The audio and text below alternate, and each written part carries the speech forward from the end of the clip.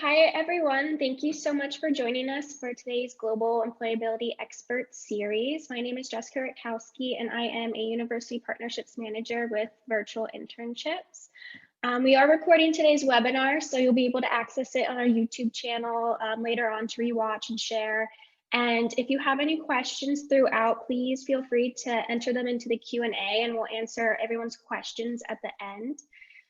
Today, we are joined by guest speaker Julie Hancher, who is the publisher and editor of Green Philly and the founder of Sustain Philly, two organizations based in Philadelphia, Pennsylvania, focused on sustainability. And she's going to be sharing her insights with us today about how to hack your way to your perfect career. So without further ado, I'm going to pass it over to Julie. Great. Thank you for that warm introduction, Jessica.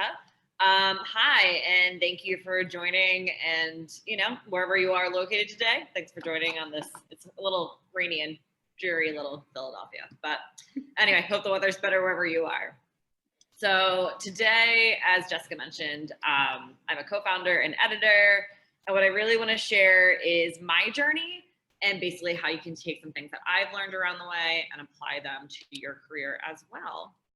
So I'm just going to share my screen. I'm also a professor, so I always take a minute to do this, no matter how many times I've used Zoom and the PowerPoints. So my journey of where I am today is nowhere near where I thought I was going to start or really knew how to get into this career path at all. So this is very unexpected for my journey. When I was younger, I really wanted to be a lawyer. So I told my parents I want to grow up and, become a lawyer, go to law school, take a traditional career path. But instead, I found myself in college and decided that I did not want to be a lawyer, and instead started going into marketing. So I was working outside of Philadelphia, Pennsylvania at a publishing company. And basically, I was going to work to learn how to, really learn about some marketing skills, how to put on events, which came in handy later. But the really game changer of my career, really big game changer, was one day when I had a coworker, Dave, came over to me, and he told me that the recycling bins of our company were being thrown into the trash can. So it was just a simple recycling bin, but for me, that was very traumatizing. I had been taking my recycling and my trash and throwing them into the proper bins every day. And to hear that everything I was recycling was going into the trash was a complete shock. So I talked to a coworker who I was carpooling with at the time, and I was like, did you know that our recycling bins are all being thrown into the trash?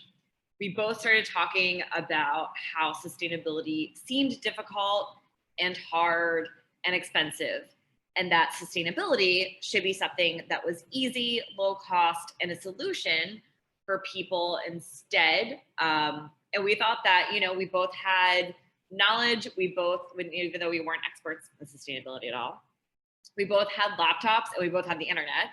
And these two guys that worked down the hallway had a sports blog in Philly that had like 100,000 followers each month. So I looked at Pete and Danny and I was like, if Pete and Danny can do this, we can totally do this. So in 2008, we got a URL on the internet, on WordPress, or we didn't get the URL on WordPress, but we got it, the URL, WordPress, and basically started a blog called Green Philly.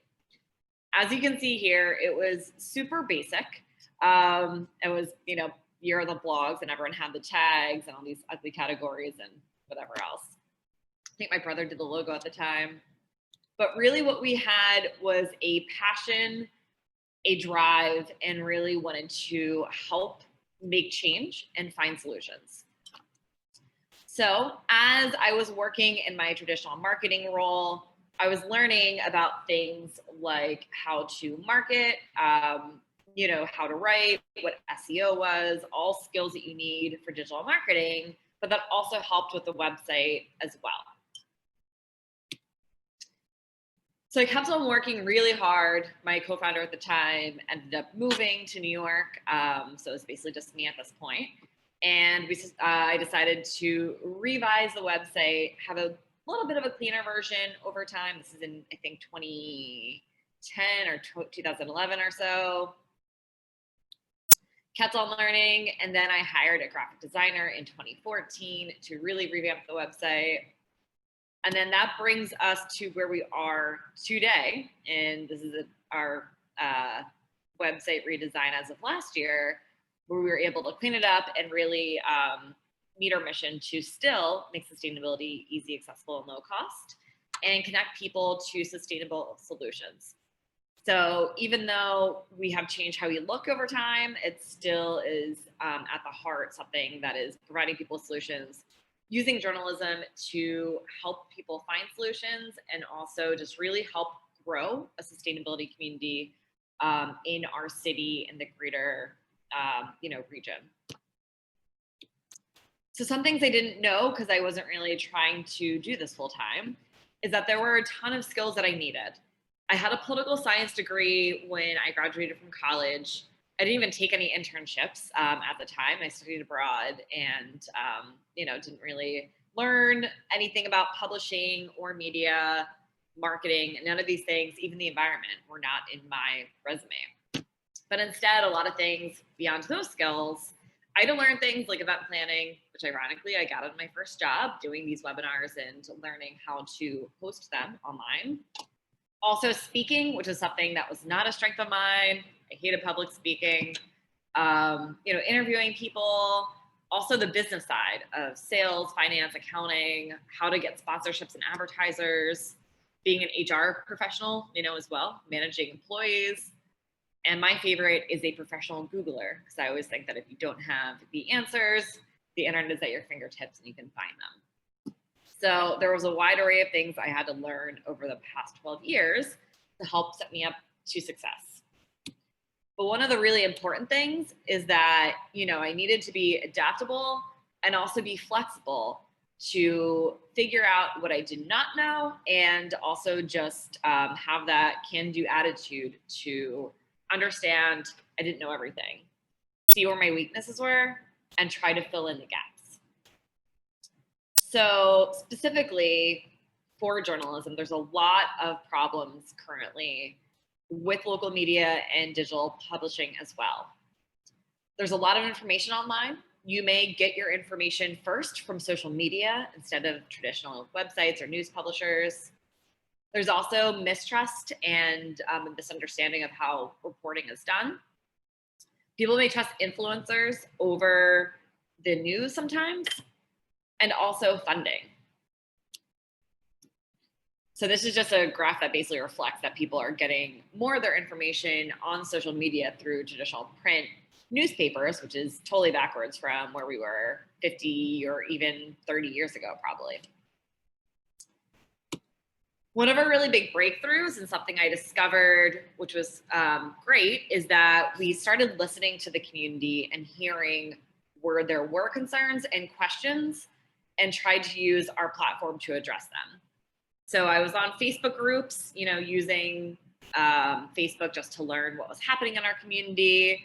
And one day or over a week, I realized that a lot of people were reporting that there were assaults and some problems on the Schuylkill River Trail, which is our local running and biking trail. People were being attacked as they were just trying to run and bike. So we wrote a post, a story about, based on the Facebook, group messages and everything, and basically ended up starting a movement and actually finding a solution to that problem at the time. Another thing, because I was driven by passion, was really, I didn't think about the money or how we would get funding when I started Green Philly. I just had a drive for how to learn, how to share, and really just work really hard on my passion, and didn't really worry about where the money was coming from. That probably came to my advantage, because at first when I was building the website, I also would, go to networking events and meet people and ask them questions without any, agenda or anything else. But obviously, in order to have a business, you have to have revenue, and you have to figure out how you're going to pay for the cost of having a business. Even if it's online, there are things like subscriptions, email services, employees, all those things add up over time. But there is a discrepancy in people use the local news and that they think it does well, but yet people are not paying for subscriptions. We're paying for things like Spotify and Netflix, but probably not our local papers. So where is the money coming from, or where's the advertising revenue that used to be there going? A lot of it is going to these big platforms like Facebook and Google, which do take the lion's share. About 82% of all digital ad revenue is spent on Facebook and Google, and newspapers and media make up a way smaller portion of that. So over time, I've had to think about how people are paying for news and how we could also make this a successful business. So some people may go to things like crowdfunding campaigns. They may go to investors, which obviously then have a stake in your company and may direct how you're going to be, the directions you're going in and what you'll be covering perhaps. You could be a nonprofit and collect public donations. You could go for grants, whether you are a for-profit or nonprofit.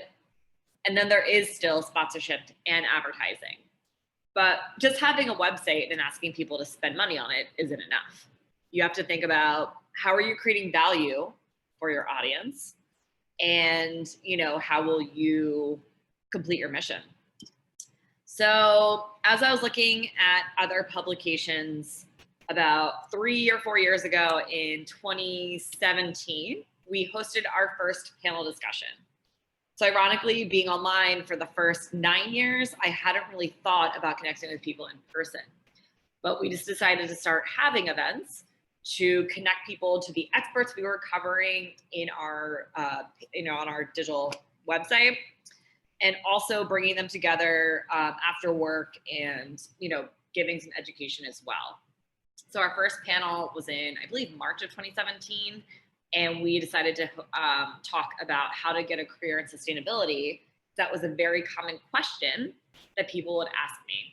So once again, listening to people, trying to figure out what they needed, and then providing a solution in the form of an event where they could also ask questions and learn more. I think our first panel, we had about 50 or 60 people sign up, which is incredible. I'd never done that before and just gave it a whirl. Then over time, we tried experimenting with different events.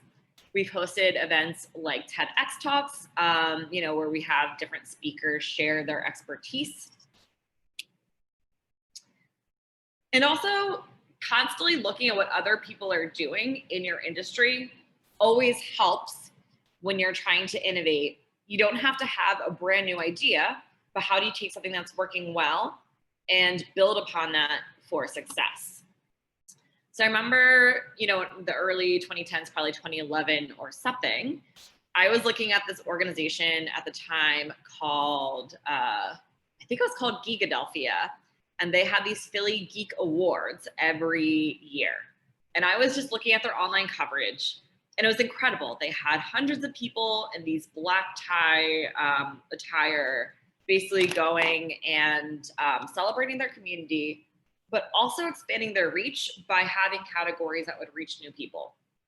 And sustainability was growing in Philadelphia. Coincidentally, when I started Green Philly in 2008, Mayor Nutter of Philadelphia came in and made a declaration they wanted to make Philadelphia the greenest city in the US. I think whether you're in the US or not, we probably haven't reached that title yet, but there have been a lot of really cool innovations over the last 12 years. So as I was looking to this award ceremony, I thought that there had to be something that would show what Philly has done to become a more sustainable city, that we should highlight people who are making positive change.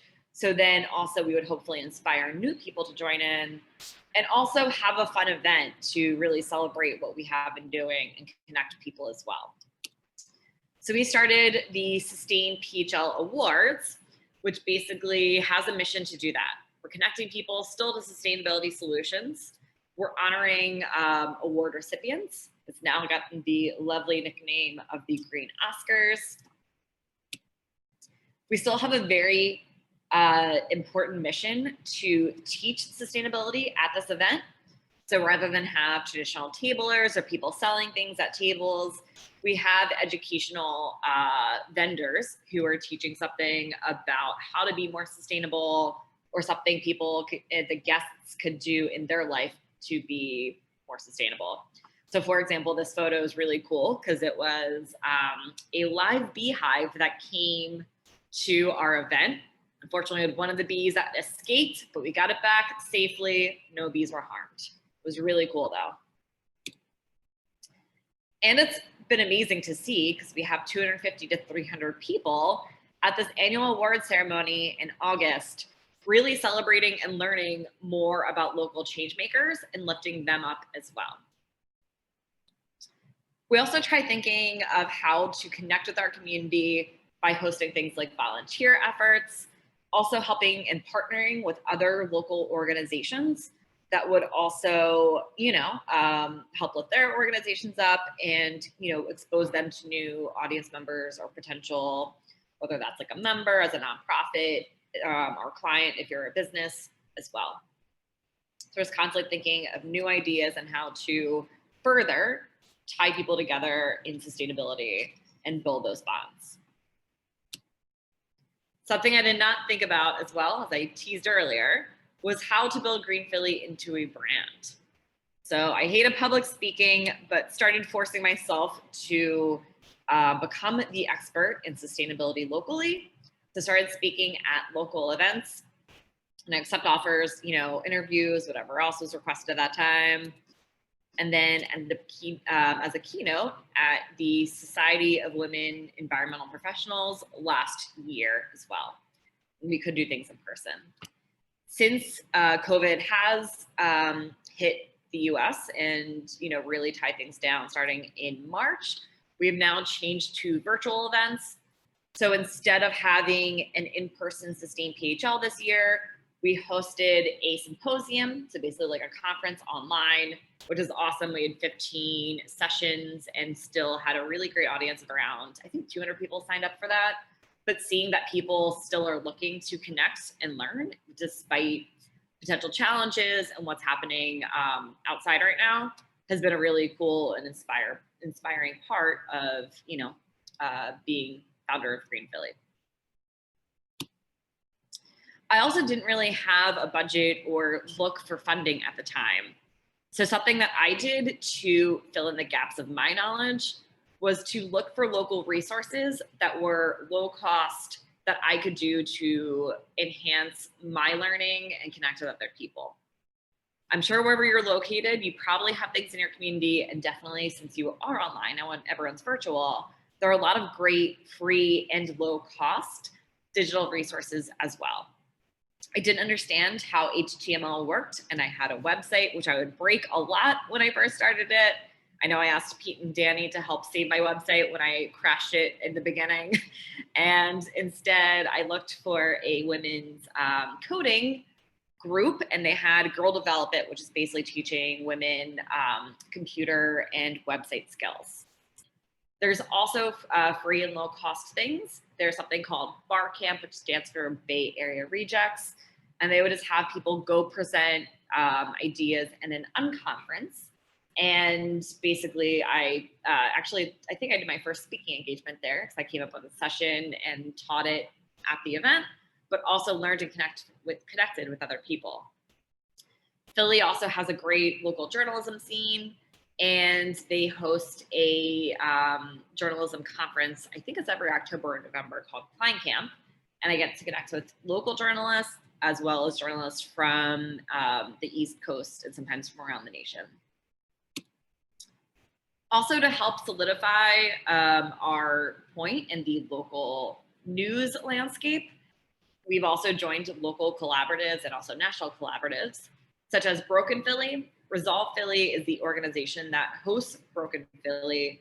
It's 26 newsrooms in Philadelphia that all are reporting on economic mobility and helping people who may be experiencing poverty find solutions and really highlight those issues. It's great because I also get to connect with other journalists and other publishers, basically on a monthly meetings basis, and collaborate with other newsrooms, which we otherwise would have not. So for example, we just did a publishing series with Next City, another publication in Philadelphia and the US that was talking about the hidden environmental cost to COVID. We both hosted content and were able to collaborate and share resources. But we're also in international or national collaboratives like Covering Climate Now, which basically is over 300 newsrooms from around the world, which take time, such as when the UN Climate Accords are happening, or Earth Day, to share stories and highlighting sustainability at that time. Regardless of climate change being a huge problem, there isn't as much coverage at times, and they've really helped increase the number of stories about sustainability and climate change from around the world. So that concludes my formal presentation of how I got from, my first job to now a co-founder and publisher. So if you want to ask further questions, I'm happy to take them. And this is also how to connect with me as well. Thank you so much, Julie. That was really great. And it was really interesting to hear about your journey to becoming an entrepreneur. And I think it's so important for our interns to hear these types of stories, and that it's okay not to know exactly what you want to do with your life right now at this point, and that your interests and your passions change over time, and that's okay. Yeah. I know, I was going to say, I definitely think that you don't have to know immediately, and sometimes you can't even pave the perfect path, right? Absolutely, yeah. I mean, I know so many people who have gone through, a career change, even just within their 20s and, early on, right after college. So it definitely happens a lot. Mm-hmm. Yeah, so if anybody has any questions, like we mentioned, please feel free to enter them into the Q&A. I'll get the ball rolling a little bit and ask, one or two questions. So, I mean, obviously I'm sure this hasn't been an easy journey for you. And as you mentioned, a big learning experience as well. So what has been one of the most challenging things about changing your career path, as well as one of the most rewarding things? Mm-hmm. That is a great question. So I would say one of the most challenging things, especially when you're trying something new, is the things you don't know, right? Which sounds obvious, but if you're trying something new, you may not have that exact educational background, or you may not have learned that in school. But I think, and this is kind of one of the most rewarding things as well, is trying to help identify those gaps in what you don't know and find people who do understand that and ask for help. I think is a very important lesson that regardless if you're starting an entrepreneurial path or working for a company, connecting with people that have the resources or background. And I think the cool thing is people are so open, not every single person, but most people are so open and interested in helping. And at least even if they're sharing their knowledge via a phone call or something, you really can fill in those gaps and learn more. So I think, that's definitely been a great lesson. And I would also say, as far as one of the rewards, unexpectedly, is, trying to take our role of helping promote sustainability, but also hearing how we've helped people, or how, whether it's like they found a job because they came to an event that we were hosting, they found a grad school option because that was an event that we hosted as well. And just seeing, how touched they are by something like Sustain PHL, which was funny because I came up with that concept basically just thinking that we could make a change, but also seeing how excited and honored people were to be recognized for their work has been an incredible and unexpected surprise. Yeah, absolutely. I can definitely understand that.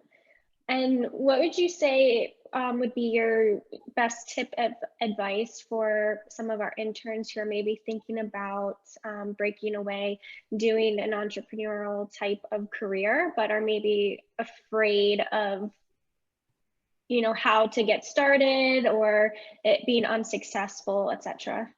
Mhm. That's another great question. So there's a couple of things. I think and the other thing I didn't really mention, but maybe hinted at, is that I worked on Green Philly in my spare time for the first, 8 years or 6 years, whatever that was, before I really took this off full time. And I think something that helped me was, one, I was still working and had my job, but was also exploring this potential thing on the side.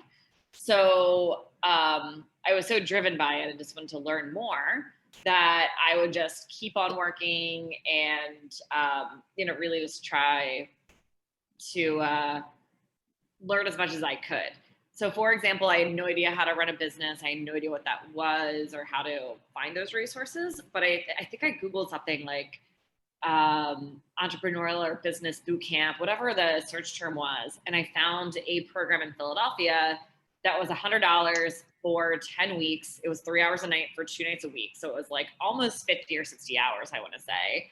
And it was incredible because I went to this course, paid $100 out of pocket because it was a nonprofit hosted this, resource, and really got to learn everything I need, not every single thing I need to know, but a lot of things I need to know, from accounting to marketing to thinking about the product, and being willing to put in that time. So be going to my full-time job, leaving, I think at like 5 o'clock on the dot, and like basically coming home and like running to this 3-hour evening event or this course, and knowing that I equipped myself with the knowledge to figure out how to do it.